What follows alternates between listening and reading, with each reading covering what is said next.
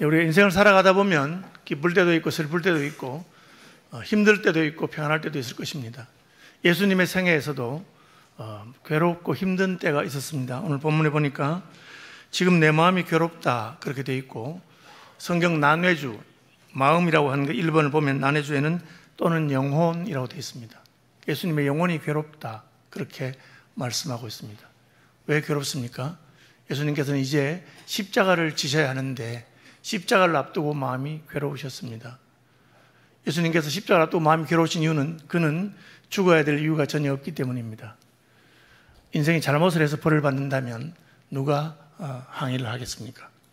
예수님은 의로우신 분이기 때문에 십자가를 지실 이유도 없고 죽어야 될 이유가 전혀 없습니다. 또 예수님께서는 죽음이 무엇인지를 분명히 아시는 분입니다. 소크라테스는 악법도 법이다, 죽어야지 그렇게 했습니다. 그렇게 할 수 있었던 것은 죽음이 하나님께서 주신 형벌이라고 하는 것을 잘 이해하지 못했기 때문입니다. 오늘날 어떤 사람들은 일이 마음대로 안 되면 그냥 팍 죽어버렸으면 좋겠다 하고 실제로 자기 목숨을 끊기도 하고 그렇게 합니다. 그렇게 하는 이유는 그 죽음이 얼마나 고통스럽고 그 형벌이 죄의 싹스로서의 죽음이 얼마나 힘든 것인지를 몰라서 그렇습니다. 하나님이 내리신 벌입니다. 선악을 알게 하는 나무의 실과는 먹지 마라. 먹으면 정령 죽을 것이다. 하나님이 정령 죽을 것이라는데 먹으면 좀 죽지 뭐. 여러분, 하나님이 내리신 벌이 그냥 호락호락한 것이겠습니까? 예수님께서는 그 죽음이 얼마나 고통스럽고 하나님께 외면당하고 하나님께 버림당하는 상태가 어떤 것인가를 분명히 아셨습니다. 더구나 3년 반 동안 제자들을 가르쳤음에도 불구하고 제자들은 예수님의 괴로움을 이해하지 못했습니다. 예수님이 십자가를 지신다고 하니까 베드로는 말렸습니다. 아니 선생님, 왜 죽으십니까? 이제 드디어 예루살렘에도 선생님을 따르는 팬들이 이렇게 많은데 지금 쿠데타를 일으키든지 나라를 전복하든지 다윗의 왕국을 다시 세우실 것이지 왜 죽으시려고 하십니까? 오죽했으면 예수님이 사탄아 내 뒤로 물러가라. 너는 나를 넘어지게 하는 자로다. 그렇게 말했습니다. 예수님은 의로우신 자로서 불의한 자를 위해서 죽으시는 것입니다. 사람이 그 벗을 위해서 죽으면 이보다 더 큰 사랑이 없습니다. 혹 그런 자가 있을지 모르지만 의로우신 자로서 불의한 일을 위해 죽는 것은 있을 수가 없는 일이고 드문 일입니다. 예수님은 지금 그 길을 가십니다. 더욱이 세상을 위해서 죽으심에도 불구하고 세상은 예수님을 이해하지 못했습니다. 오히려 모욕하고 예수님을 그냥 비난하고 비판하고 그렇게 했습니다. 그래서 예수님 마음은 괴로우셨습니다. 우리가 몇 주 전에 옥합을 깨뜨려 향유를 부은 마리아 이야기를 들었는데 마리아 말고는 예수님의 죽음을 이해하는 사람이 없었습니다. 마리아가 옥합을 깨뜨려 향유를 부으니까 제자들이 아니 비싼 걸 갖다가 이 돈을 그렇게 낭비할 수 있을까? 그때 예수님이 이 여자를 보고 책망하지 마라. 이 여자가 향유를 내게 부은 것은 나의 장례식을 예비하기 위함이다. 그녀만이 예수님의 죽음을 이해하고 준비했습니다. 그래서 예수님은 복음이 전거되는 곳마다 이 여자가 한 일도 같이 전파하면 좋겠다. 그렇게 말씀하셨어요. 예수님이 괴로우신 것은 아무도 알지 못하는 고독한 상황에서 하나님께서 자기에게 맡기신 그 길을 가야 되는데 그것이 그야말로 애매히 고난을 당하는 억울한 길이고 힘든 길이었기 때문에 그렇습니다. 우리도 예수님처럼 살아가다 보면 이렇게 힘들고 괴로울 때가 있습니다. 예수님은 어떻게 하셨을까요? 예수님은 아버지여 나를 구원하여 이때를 면하게 하여 주옵소서. 아버지께 말씀드렸습니다. 혹 어제 새벽기도에 나오신 분들은 야고보서의 마지막 부분도 비슷한 것을 알 수 있습니다. 슬프거나 괴로울 때는 기도하라 그렇게 말하고 있습니다. 우리가 어려움을 당하거나 고난을 당할 때 어떻게 합니까? 사람을 찾아가서 하소연을 하거나 가까운 사람들에게 짜증을 내거나 혹은 자기 마음속에 있는 괴로움을 어떻게든지 떠들어서 풀어보려고 하는 경우가 많이 있습니다. 야고보는 그렇게 하지 말라고 했습니다. 왜요? 그렇게 해서 문제 해결이 안 되기 때문입니다. 아주 좋은 친구가 있다면 그는 나의 괴로움을 들어주고 공감해 줄 수 있을 것입니다. 그렇지만 인생이 다른 사람의 문제를 해결할 수 있는 능력이 없습니다. 예수님은 하나님께 나아가서 자기의 문제를 아뢰었습니다. 왜요? 하나님은 우리의 간구를 들으시고 또 하나님께서는 우리의 문제를 해결할 수 있고 해결할 수 있는 지혜와 능력이 있고 해결하고자 하는 사랑하는 마음이 있기 때문에 그렇습니다. 예수님처럼 여러분 인생에 괴로움이 있을 때, 영혼의 괴로움이 있을 때 하나님께 아뢰는 분들이 되시기를 바랍니다. 우리는 구약 성경에서 한나가 그렇게 한 것을 알 수 있습니다. 분인나가, 자식이 많은 분인나가 자식이 없는 한나를 그냥 격동시킵니다. 남편에게 말했더니 남편은 이해하지 못합니다. 여보, 내가 당신을 그렇게 사랑해 주는데 내가 당신에게 10아들보다 낫지 않느냐고 그렇게 말합니다. 한나는 하나님께 나아가서 부르짖었습니다. 엘리 제사장은 한나가 중얼중얼하고 기도하니까 저 여자가 아침부터 한잔 했나? 왜 저래 횡설수설하느냐? 그렇게 생각했습니다. 술을 끊다 이러니까 포도주를 그만 마시지 하니까 제사장님, 나를 악한 여자로 여기지 마옵소서. 나는 마음이 슬픈 여자라. 내 심령을 여호와께 통했다고 그렇게 말했습니다. 기도가 무엇입니까? 여러분의 마음의 괴로움과 고통을 하나님께 부르짖고 아뢰는 것입니다. 여러분, 그렇게 할 수 있어야 됩니다. 제가 신학대학원 다닐 때 대학원 원장님 사모님하고 좀 친해서 한 번씩 가서 이렇게 이런저런 얘기를 하는데 그분이 총장이 되고 할 때 이런 얘기 하시더라고요.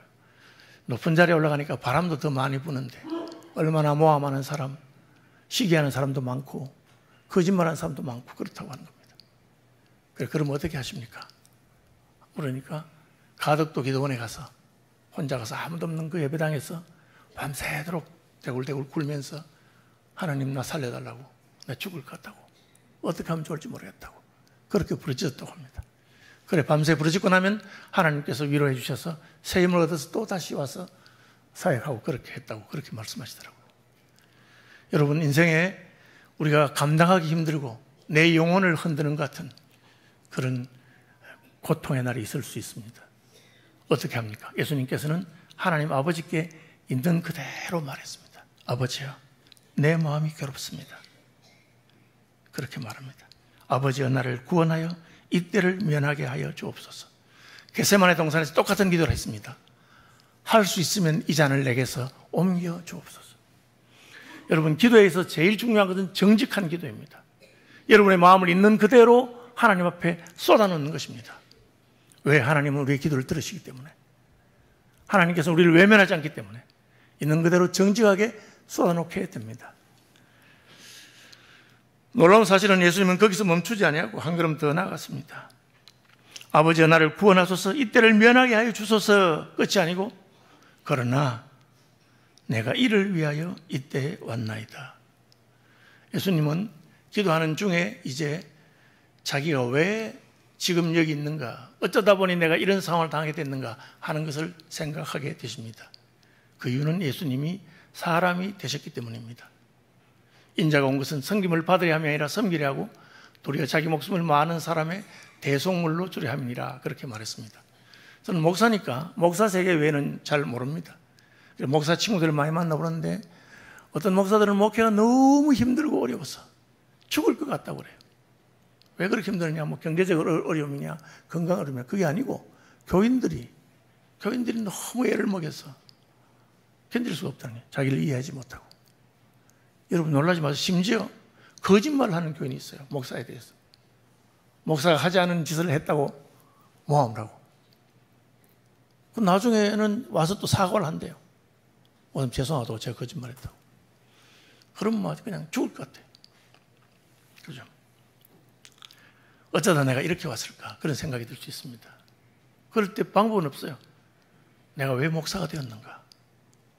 내가 호강하고 칭찬 듣고 박수갈채를 받으려고 목사가 된 건 아니죠. 그 영혼들 때문에 목사가 된 것입니다. 그것 외에는 방법이 없죠. 예수님께서는 그러나 내가 이를 위하여 이때 왔다고 하는 것을 깨닫게 됐습니다. 예수님이 사람이 되신 이유가 무엇입니까? 영혼을 구원하기 위해서. 인자가 온 것은 섬김을 받으려 함이 아니고 섬기려 하고 도리어 자기 목숨을 많은 사람의 대속물로 주기 위해서 왔다는 것을 다시 생각하게 되신 것입니다. 그래서 예수님은 자기 사명으로 다시 돌아가십니다. 의로운 자가 불의한 자를 왜 죽는 것이 얼마나 힘들 것입니까?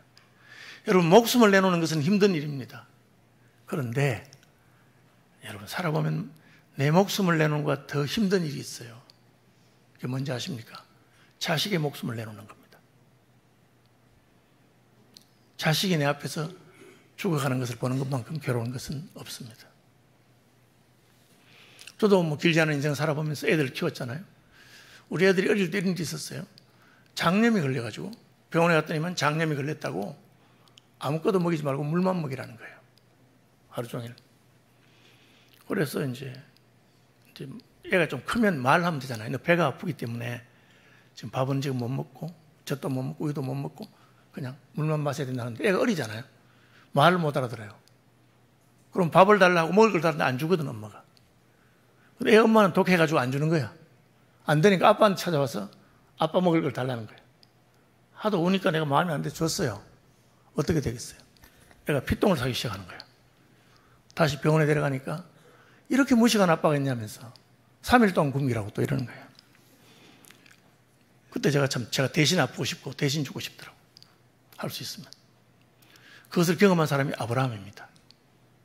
하나님께서 아브라함에게 늙은 아브라함의 목숨을 달라는 게 아니고 100세에 낳은 이삭을 달라고 그랬어요. 아브라함이 아무 소리 하지 않고 그냥 모레아산으로 이삭을 데리러 갑니다. 그래서 하나님의 친구가 된 거예요. 친구가 뭡니까? 서로의 마음을 이해한다는 거죠. 아브라함은 내 마음을 안다. 왜? 자기 자식을 내놓아 봤기 때문에. 너는 내 친구다. 그래서 믿음의 조상이 된 것이죠. 예수님이 아니 내가 무슨 죄가 있다고 아버지께 버림을 받아야 되고 억울하게 십자가를 져야 되고 어려운 자가 불의한 자를 위해서 죽어야 되겠습니까?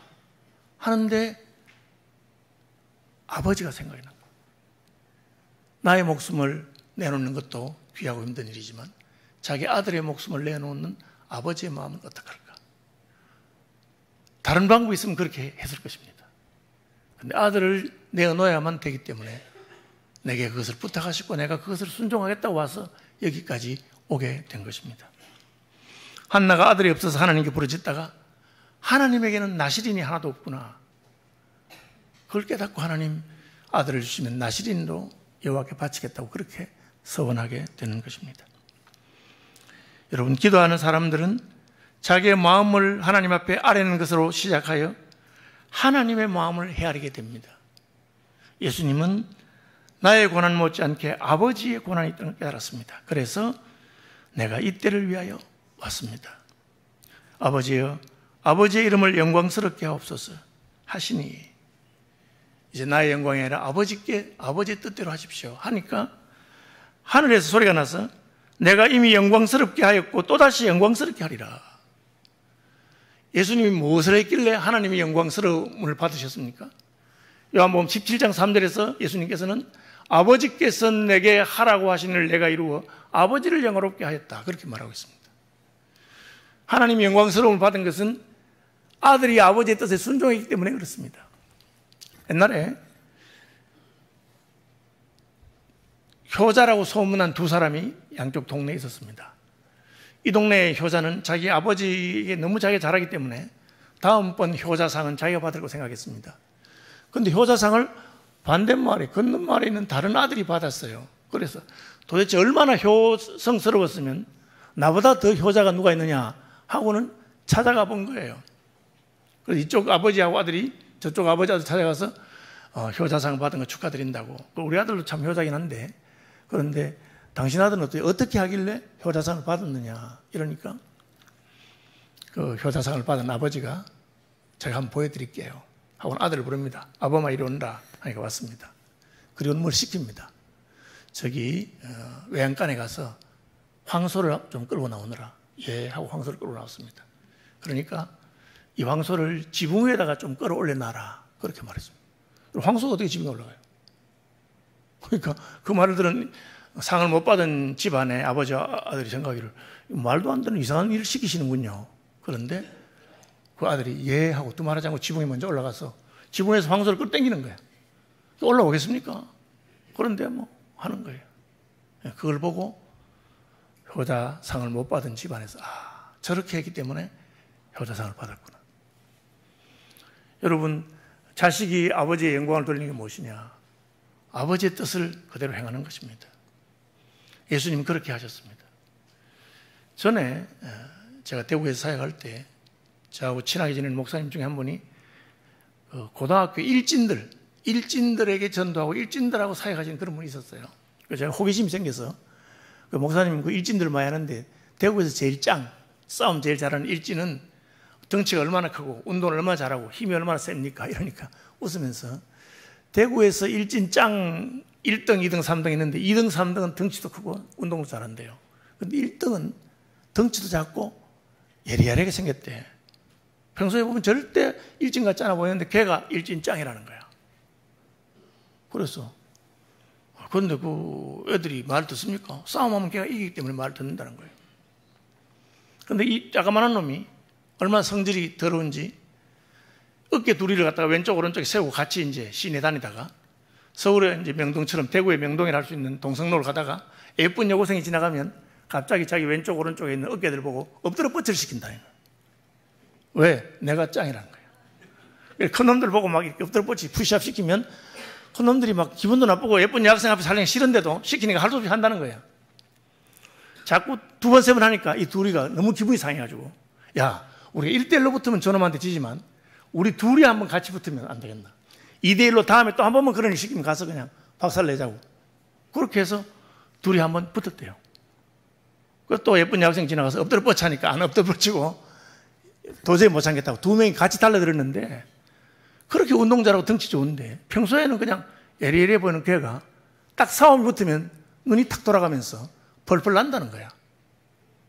박살을 내버린대요. 그래서 제가 아니 어떻게 그런 일이 가냐고 물으니까 그 목사님 뭐라냐면 내 생각에는 싸움 귀신이 들은 것 같다고. 귀신 들린 것 같이 싸운대. 그래서 제가 뭐 자생은 모르겠고 그놈이 자기 이걸 자랑하고 싶어 한 게 뭡니까? 그 덩치 좋은 애들 보고 엎드려 뻗치면 엎드려 뻗치는 거야. 예. 예수님께서 어떻게 하나님을 영화롭게 하셨습니까?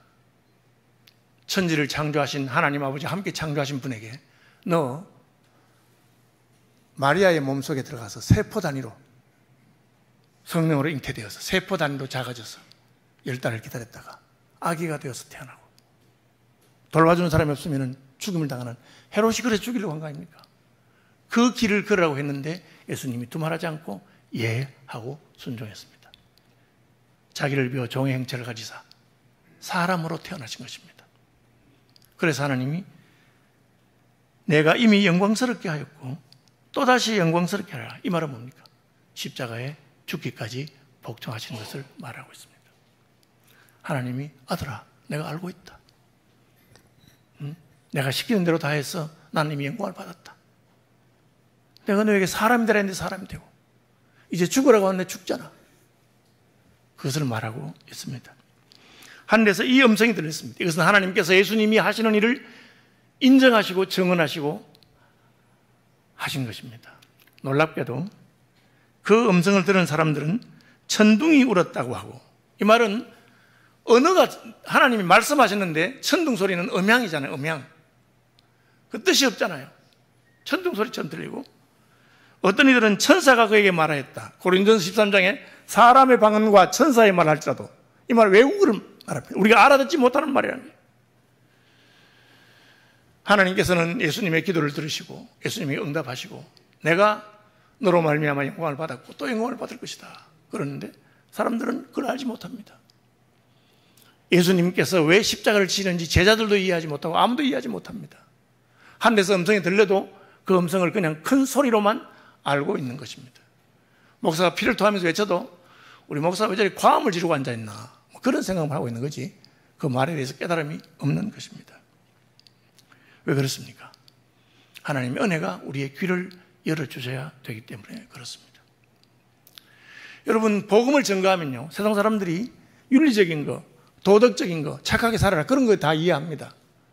근데 그 넘어가면 이해를 못합니다. 우리가 죄인이다. 예수를 믿어야만 구원받는다. 그런 거 이해할 수 없습니다.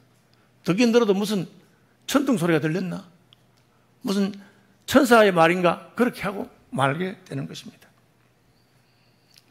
왜 그렇습니까? 예수께서 이르시되 아직 잠시 동안 빛이 너희 중에 있으니 빛이 있을 동안에 다녀 어둠에 붙잡히지 않게 하라. 어둠이 잡는다는 거예요. 어둠의 영이 그를 잡기 때문에 우리가 하나님의 복음을 듣고 깨달으려면 빛이신 예수님께서 우리 속에 들어와야 돼요. 빛이신 예수님 우리 속에서 그 말씀을 깨닫게 해주시고 풀어주셔야 되는 겁니다.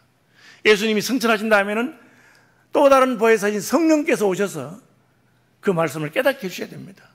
그렇지 않으면 우리는 말씀을 들어도 도덕적으로 윤리적으로 세상의 상식적으로 맞는 부분까지는 잘 이해하려다가 그걸 딱 넘어서는 부분에 가면 이해가 안 되는 거예요. 무슨 저런 말을 하느냐.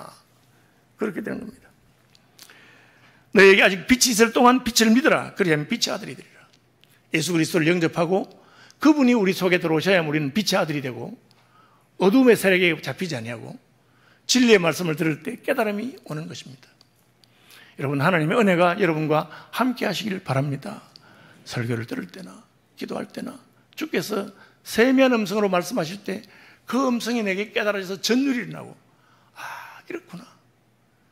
그래서 이 잔을 옮겨 주옵소서 기도하던 예수님이 아버지 뜻대로 하시옵소서 내 뜻대로 마옵소서 하고는 뒤돌아보지 않고 십자가를 향해서 가시게 되신 것입니다. 이렇게 많은 표적을 그들 앞에 행하셨으나 그를 믿지 아니한다. 기적을 봐서 믿는 것이 아닙니다. 하나님의 은혜가 우리에게 믿음을 주는 것입니다. 이는 선지자 이사야의 말씀을 이루하십니다. 이 말이 뭐냐? 이사야 선지자가 미리 말하기를 이 사람들이 들어도 믿지 않는다. 그들이 능히 믿지 못한 것은 이 때문이니 곧 이사야가 다시 일렀으되 그들의 눈을 멀게 하시고 그들의 마음을 완고하게 하셨으니 이는 그들로 하여금 눈으로 보고 마음으로 깨닫고 돌이켜 고침을 받지 못하게 함이라. 이사야 선지자는 외치기는 외치지만 외친다고 해서 그들이 다 믿는 것이 아닐 것이다. 선지자가 아무리 피를 토하고 외쳐도 못 믿는다. 왜? 하나님이 그 눈을 가렸기 때문에. 하나님의 은혜가 눈을 열고 귀를 열어야만 우리가 믿을 수 있다는 것입니다. 이사야가 이렇게 말한 것은 주의 영광을 보고 주를 가리켜 말한 것이다. 이사야 선지자는 주의 영광을 봤다. 이 요한복음의 주라고 하는 것은 예수님을 말합니다. 큐리오스라고 예수님 말한 겁니다. 이게 지금 여호와의 증인이 예수님이 하나님 아니라고 할 때 우리가 쓰는 반박하는 구절입니다. 이사야가 언제 주를 만났습니까? 이사야는 예루살렘 성전에 들어가서 만군의 왕이신 여호와를 배웠습니다. 그런데 요한복음은 그 여호와가 바로 예수님이라고 말합니다. 성육신 하기 전에 예수님이 이사야가 만난 예수님, 여호와 하나님입니다. 그래서 요한은 예수님이 여호와 하나님을 아주 분명히 말하고 요한 1서 4장에도 그는 참 하나님이시라 그렇게 말하고 있습니다. 요한은 이사야가 예수님의 영광을 보고 나서 바뀌었다는 거죠. 그는 성전에 따지러 갔습니다. 우시아 왕 같은 사람을 지금 죽이면 어떻게 합니까? 하나님 이름 만드시죠. 하고 성전에 갔다가 높이 들린 보좌에 앉으신 만군의 여호와, 요한복음에 의하면 예수님을 만나고 그는 뒤집어졌습니다. 화로다 나 연망하게 되었구나. 나는 입술이 부정한 자요 입술이 부정한 백성 가운데 거하면서 만군의 왕이신 여호와를 배웠구나. 그리고 자기가 죄인인 것을 깨닫고 애통하게 됩니다. 우리가 여호와 하나님, 성육신하신 하나님이신 예수님을 만나면 자기의 죄를 깨닫게 되고 그때부터 은혜가 열리기 시작하는 겁니다. 교만한 자에게는 하나님 말씀이 들리지 않습니다. 여러분이 하나님 앞에서 누더기와 같은 죄인인 것을 깨달으십니까? 하나님의 은혜입니다. 그래서 이사야는 말하기를 우리의 의는 다 누더기와 같았어. 여러분, 우리의 죄를 말하는 게 아닙니다. 이사야는 우리가 죄만 회개할 게 아니고 의를 회개해야 한다고 말합니다. 의를. 우리가 스스로 의롭다고 생각하는 그것이 하나님 앞에서 나를 망치는 것입니다. 저에게 정하자면 내가 목사가 되어서 은혜를 끼치고 설교를 행하고 한 그것 때문에 그것이 하나님 앞에서 죄가 되는 겁니다. 그야말로 천부의 의지 없어서 손들고 오는 것. 유대인들이 왜 예수를 믿지 않습니까? 율법을 알고 자기들이 제사를 드리고 자기들이 특별한 사람이라고 착각했기 때문입니다. 비록 우리가 윤리적으로 도덕적으로 상식적으로 깨끗하고 의롭다고 하더라도 하나님 앞에서는 누추한 죄인이요 우리의 의는 다 누더기와 같고 빛 가운데서 보면 어두움에 붙잡혀 있는 것인 것을 알았어야 됩니다. 그걸 깨달아야 됩니다. 그걸 깨닫지 못하면 무슨 산속에 들어가서 수행을 하고 돌을 닦고 무슨 깨달음을 얻고 경건해진 그것을 가지고 자랑하게 되는 것입니다. 그것이 다 헛된 것입니다. 여러분, 하나님의 은혜가 여러분의 마음에 가득하여 예수 그리스도를 영접하고 그 빛 가운데 거하는 은혜를 주시길 바랍니다. 그때 귀가 열리기 시작합니다. 그때 하나님 말씀이 열립니다. 하나님 말씀 열리면 내가 이날까지 옳고 상식적으로 판단했던 모든 것이 헛것인 걸 깨닫습니다. 심지어 예수님조차도 아버지, 이때를 면하게 하여 주옵소서. 예수님 말이 틀린 게 없어요. 잘못한 게 없기 때문에 굳이 예수님이 죽어야 될 이유도 없고 의인이 죄인을 위해서 십자가를 달리실 이유 없습니다. 그러나 하나님의 밝은 빛이 비추니까 내가 왜 이러나? 내가 이때를 위하여 왔습니다. 이때를 위해서 왔습니다. 여러분이 왜 예수 믿고 왜 구원받았습니까? 이 땅에서 잘 먹고 잘 살기 위해서 아니에요. 아버지의 영광을 위하여 아버지의 뜻을 이루기 위해서 왔다는 것을 깨닫는 마음을 주님께서 주시기를 바랍니다. 그러면 멸시를 당하고 사람들이 나를 이해하지 못하고 그런 건 아무렇지도 않아요. 우리도 예수님처럼 내가 이러려고 예수 믿고 이러려고 목사 된 것입니다. 복음을 위해서 내가 고난받고, 그래서 예수님이 산상고에서 의를 위하여 핍박을 받은 자가 복이 있나니 천국이 저희 것입니다. 나를 인하여 너희를 욕하고 거짓으로 너희를 거스려 모든 악한 말 할 때에는 기뻐하고 즐거워하라. 천국이 너희의 것임이니라. 그렇게 선포하고 시작한 것입니다. 하나님의 나라와 그 영광을 위해서 사는 백성들이 되시기를 축복합니다. 그게 없으면, 하나님의 은혜가 없으면 그 말씀을 이 말씀 절대 못 깨닫습니다. 그냥 예수 믿어서 복 받고 예수 믿어서 잘 되고 예수 믿어 건강하고, 그건 나쁜 건 아니죠. 그러나 그것만 있는 것이 아닙니다. 그 너머에는 의를 위하여 핍박을 받고 예수 믿어서 억울하게 애매하게 고난을 받고 복음을 위해서 고통을 당합니다. 그러나 그렇게 해야만 하나님의 영광이 나타나기 때문에, 왜? 하나님께서 우리에게 그 길을 가라고 했기 때문입니다. 누구든지 내 제자가 되려거든 자기를 부인하고 자기 십자가를 지고 나를 쫓을 것이니라. 그렇게 말씀하셨는 것입니다. 그러나 관리 중에도 그를 믿는 자가 많대 바리새인들 때문에 드러나게 말하지 못한다. 이게 무슨 말입니까? 예수님 말씀 듣고 하나님의 은혜로 그 말씀이 깨닫고 믿어졌어. 그거 다 아닙니다. 마음으로 믿어 의에 이르고 끝이 아니에요. 그 다음 뭡니까? 입으로 시인하여 구원에 이르나이라. 한번 따라합시다. 마음으로 믿어 의에 이르고 입으로 시인하여 구원에 이르느니라. 하나님이 은혜를 주셔서 말씀 들을 때 아멘이 되고 맞아요 나도 예수 믿어야 되겠다고 마음으로 믿어 의로운 백성이 되었는데 사람들 앞에서 그것을 고백하고 증언하지 못하는 겁니다. 왜? 두려움 때문에. 여러분, 그렇게 하면 안 됩니다. 주께서 우리에게 믿음을 주셨으면 아멘 할 뿐 아니라 사람 앞에서 예수를 부인하지 않고 인정해야 되는 것입니다. 마귀는 네 뭐 믿는 거는 네 마음이니까 네가 알아서 믿어라. 그런데 그냥 입술로 안 믿는다고 말해라. 그럼 용서해 줄게. 핍박이 올 때 그렇게 합니다. 순교자 폴리가브에도 그렇게 말했습니다. 실제로 믿고 안 믿고 네 마음이 문제니까 그건 내가 간섭하지 않을 테니까 입술로 안 믿는다고 말해라. 폴리갑은 주님 평생, 나의 이 90평생 동안 한 번도 나를 부인하거나 외면한 적이 없는데 내가 이 늙은 몸을 살리려고 왜 주님을 부인하겠냐 하고는 순교했습니다. 여러분, 하나님께서 은혜 위에 은혜가 필요합니다. 예수 그리스도를 믿는 마음을 주셨으면 그것을 그대로 믿음을 고백할 수 있는 사람들 앞에서, 사람을 두려워하여 출교를 당할까 하여 그들은 사람의 영광을 하나님의 영광보다 더 사랑하였더라. 그렇게 말했습니다. 여러분, 그렇게 하지 않으려면 지속적으로 반복적으로 예수 그리스도를 붙들고 빛이신 예수님 안에 들어가서 어두움이 여러분을 붙잡지 못하도록 해야 됩니다. 예수님께서 그 선택하셨습니다. 이미 하나님께 순종해서 사람이 되시고 이 땅에 오셨음에도 불구하고 사탄은 그걸 흔들어 네가 굳이 죽을 이유가 뭐 있느냐, 왜 꼭 십자가를 되겠냐 하고 예수님 마음에 괴로움을 주었습니다. 예수님은 기도하심으로 하나님의 뜻을 다시 확인하시고 내가 이 일을 위해서 왔는데 아버지 영광을 받으십시오. 앞으로도 영광을 받으십시오. 제가 기꺼이 십자가를 지고 하겠습니다. 여러분, 하나님께서 우리에게 이 깨달음과 은혜를 주셔서 믿는 데서 멈추지 말고 예수 믿는 것을 사람들 앞에서 고백하고 예수 믿는 것 때문에 고난당하는 것을 기뻐하고 믿음으로 나아가는 저와 여러분 되시기를 축복합니다.